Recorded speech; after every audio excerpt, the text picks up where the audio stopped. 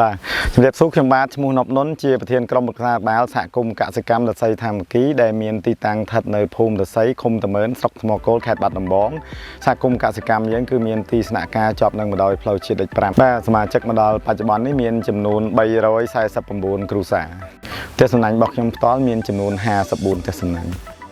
វាពាក់ព័ន្ធទៅលើការបម្រើបម្រួលអាកាសធាតុយើងដឹងហើយភ្លៀងខ្លាំងបង្កជំងឺក្តៅខ្លាំងហូតហែងបង្កសត្វល្អិតច្រើនអញ្ចឹងហើយដែលធ្វើឲ្យខ្ញុំហ្នឹងគិតថាមានតែផ្ទះសំណាញ់ទេពេលណាក៏យើងចង់ដាំបានដែរក្តៅយើងមានស្បៃទប់ដើម្បីទប់កម្ដៅហើយភ្លៀងយើងមានផ្លាស្ទិក UV អញ្ចឹងវាពិតជាប្រសើរសម្រាប់អ្នកដាំដុះមែនទែនអញ្ចឹងហើយខ្ញុំជ្រើសរើសយកផ្ទះសំណាញ់ជាចម្បងក្នុងការអនុវត្តកសិកម្មរបស់ខ្ញុំបាទ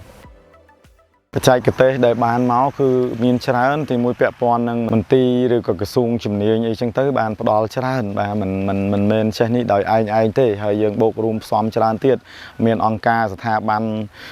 ជាច្រើនហើយខ្ញុំបានបូកដកគុណចែកបន្ថែមអ្វីដែលជាក់ស្ដែងយើងធ្វើទៅជួបអីយើងដោះស្រាយនឹងបន្តទៅទៀតទៅពួកយើងខ្លាចយថាគុំមួយដែលមានជំនាញក្នុងការដោះស្រាយបញ្ហាទៅលើការដាំដុះក្នុងផ្ទះសំណាញ់ហ្នឹងបាទ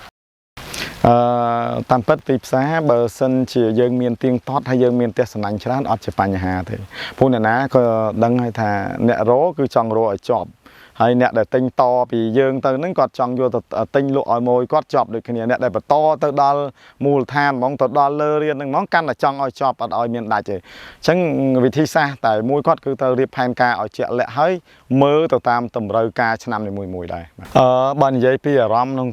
ក្នុងកម្មវិធីយើងដែលកំពុងតែសិក្សានេះខ្ញុំមើលឃើញពួកគាត់ទាំងពីក្រោកពីម៉ោង5គឺគាត់បានទៅជែកគ្នាពីបញ្ហារបស់គាត់បាទព្រោះមានតែគ្នាគាត់នៅគ្នាគាត់ហ្នឹងឯងគាត់និយាយត្រង់ទៅវិញទៅមកហ្មងបាទដើម្បីឲ្យគាត់មានឱកាសទៅជែកគ្នាគាត់ដើរបដើមើលបន្លែបដើស្ដាប់គ្រូបរៀនបាទដល់ម៉ោងសម្រាប់អាហារសម្រន់គាត់ទៅជែកគ្នាអញ្ចឹងខ្ញុំពិតជាសប្បាយមែនទេខ្ញុំចង់ឲ្យមានកម្មវិធីនឹងច្រើនដងព្រោះពេលណាមានកម្មវិធីនឹងច្រើនដងខ្ញុំបានស្ដាប់កសិករយើងមួយចំនួនអ្នកខ្លះក៏អត់ទាន់ដឹងថាដាំបន្លែក្នុងផ្ទះសំណាញ់នឹងមិនខ្មិចហើយប្រើទឹកតំណក់នឹងទៅគ្រប់អត់ផងទាំងយើងដាំមក4-10ឆ្នាំហើយហ្នឹងអញ្ចឹងបើនិយាយពីអារម្មណ៍បើនិយាយពីទឹកចិត្តគឺសប្បាយហើយបើពីអារម្មណ៍វិញគឺផ្សារភ្ជាប់ជាមួយគូប្រកបមែនទែនបាទ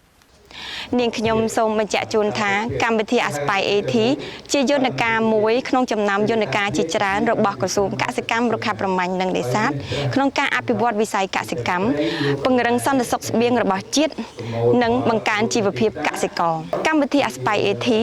បានជ្រើសរើសយកសហគមន៍កសិកម្មតាសីសាមគ្គីជាកន្លែងសម្រាប់ចែករំលែកចំណេះដឹងនិងបទពិសោធន៍ល្អៗអំពីផលិតកម្មការគ្រប់គ្រង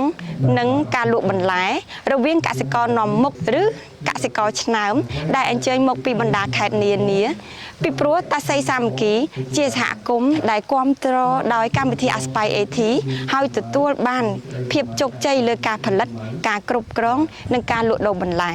ជាងនេះទៅទៀតសហគមន៍នេះមានភាពគំរូក្នុងផ្នែកគ្រប់គ្រងនិងដឹកនាំដែលធ្វើឲ្យមានភាពរីកចម្រើនជាលំដាប់ជាមួយនឹងការរៀបចំការចែករំលែកនេះ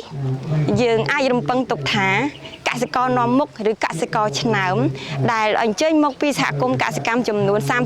37នៃខេត្តចំនួន13អាចចែករំលែកទទួលបានព័ត៌មានចំណេះដឹងនិងបទពិសោធន៍ពាក់ព័ន្ធនឹងការអនុវត្តល្អបញ្ហាប្រឈមដែលបាននិងកំពុងជួបប្រទះព្រមទាំងកំណត់នៅដំណោះស្រាយដែលសមស្របពីគ្នាទៅវិញទៅមកហើយកសិករទាំងអស់នេះនឹងផ្សព្វផ្សាយបន្តជូនដល់កសិករផ្សេងទៀតនៅក្នុងសហគមន៍របស់ពួកគាត់ធ្វើបានបែបនេះធ្វើឲ្យកសិកម្មនិងការគ្រប់គ្រងបន្លែកាន់តែមានភាពប្រសើរនិងឆ្លើយតបបានកាន់តែល្អជាមួយនឹងតម្រូវការទីផ្សារ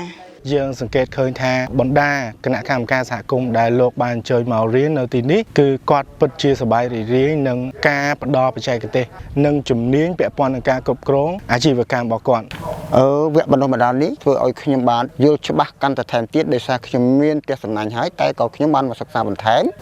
រឹតតែបានល្អថែមទៀតដោយសារអីផ្ទះសំណាញ់នេះគឺជាលក្ខណៈស្តង់ដារវគ្គបណ្ដុះបណ្ដាលនៅ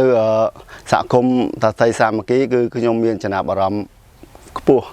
បាទការមកសិក្សាវគ្គបណ្ដុះបណ្ដាលគឺមានជំនាញឬបែបបច្ចេកទេសថ្មីដែលខ្ញុំមានចំណាប់អារម្មណ៍ដូចជាការផលិតខ្ជូរកាមពីមុនមកយើងមិនដែលធ្លាប់ឃើញបាទហើយនឹងមានបច្ចេកទេសដាក់ទយោបាទទយោទ្រីបទំនើបឬក៏ការបណ្ដោះកូនបែបទំនើបទៅថ្ងៃមុខ ខ្ញុំចង់បានមានកម្មវិធីដែលចេញពីគម្រោង Aspire IT គឺចង់បានវាឲ្យបានច្រើនជាងហ្នឹងព្រោះដោយសារការរៀននេះគឺមិនទាន់បានចប់សពគ្រប់ទេគួរមិនចេះគ្រប់ដែរអញ្ចឹងបើសិនជាអាចសហគមន៍ឬសហគមន៍ដទៃដែលគាត់មានបទពិសោធន៍ថ្មីអាចមកគឺថាប្រឹក្សាគ្នាឬក៏ឲ្យយោបល់គ្នាទៅវិញទៅមកគឺខ្ញុំសប្បាយចិត្តហើយយើងនឹងក្រេបជញ្ជក់យកអ្វីដែលថ្មីបាទសម្រាប់ទៅបម្រើសហគមន៍របស់យើងសម្រាប់ខ្ញុំផ្ទាល់ខ្ញុំមានអារម្មណ៍សប្បាយចិត្តដែលបានមកទទួលវគ្គបណ្ដុះបណ្ដាលនៅទីនេះណាលោកគ្រូហើយសារកន្លងមកបច្ចេកទេសអស់ហ្នឹងយើងបានរៀនខ្លះប៉ុន្តែវាអត់ទាន់ច្បាស់លាស់ដូចយើងមកនៅទីនេះយើងអនុវត្តផ្ទាល់ពីមុនមកយើងរៀនតែទ្រឹស្ដីអញ្ចឹងដល់ពេលយើងមកទីនេះយើងមានទ្រឹស្ដីផងអនុវត្តផងអញ្ចឹងមានន័យថាយើងអាចចេះបានច្រើនដើម្បីយកទៅវិញទៅអនុវត្តក្នុងសហគមន៍យើងបាទខ្ញុំបាទណែសប្បាយចិត្តដោយគម្រោង Aspire IT បានផ្ដល់ឱកាសឲ្យខ្ញុំបានមកទស្សនកិច្ចនិងសិក្សាក្នុងកសិដ្ឋានរបស់តាសីសាមគ្គីនេះបានយល់ដឹងអំពីការធ្វើដីការបណ្ដុះកូនការធ្វើជីកំប៉ុស្តនិងការប្រើប្រាស់ថ្នាំនិងរៀនសូត្រចំណេះដឹងជាច្រើនដែល Aspire IT ដែលបានផ្ដល់ឱកាសឲ្យខ្ញុំគាត់លោកគ្រូបានពង្យល់បានច្បាស់លាស់ហើយបានមានសំណួរចោទឆ្លើយទៅវិញទៅមកអញ្ចឹងខ្ញុំបានមានចំណេះដឹងច្រើននាងខ្ញុំទទួលបានបទពិសោធន៍ថ្មីហើយចំណេះដឹងច្រើនសម្រាប់នាងខ្ញុំចំណេះដឹងដែលខ្ញុំបានយល់ដឹងពេលដែលខ្ញុំមកសហគមន៍នេះខ្ញុំនឹងយកទៅផ្សព្វផ្សាយក៏ដូចជាចែករំលែកទៅឲ្យខាងសមាជិកក៏ដូចជាកសិករនៅក្នុងសហគមន៍របស់នាងខ្ញុំដែរជាសំណូមពរសូមឲ្យកម្មវិធី Aspire IT បង្កើតកម្មវិធីការរៀនសូត្រនិងចែករំលែកចំណេះដឹងពីបទពិសោធន៍កសិករឆ្នើមទៅកសិករផ្សេងទៀតឲ្យបានច្រើនដើម្បីជួយលើកកម្ពស់ចំណេះដឹងកសិករក្នុងការដាំដុះដំណាំទៅតាមបច្ចេកទេសត្រឹមត្រូវនិងទទួលបានទិន្នផលខ្ពស់ខ្ញុំសូមថ្លែងអំណរគុណរាជរដ្ឋបាលថ្នាក់ដឹកនាំក្រុមដាប់ថ្នាក់ជាពិសេសរដ្ឋមន្ត្រីក្រសួងកសិកម្មនិងមន្ត្រីកសិកម្មនិងអរគុណដល់គម្រោង Aspire IT ដែលបានជួយជុំផ្សេងនៅការបណ្ដុះបណ្ដាលនេះអរគុណបាទជាចុងក្រោយសូមអរគុណដល់រាជរដ្ឋាភិបាលក៏ដូចជាក្រសួងកសិកម្មមន្ត្រីកសិកម្មហើយជាពិសេសដែលយើងបានរួបរวมនៅក្នុងថ្ងៃនេះគេហៅថាកម្មវិធី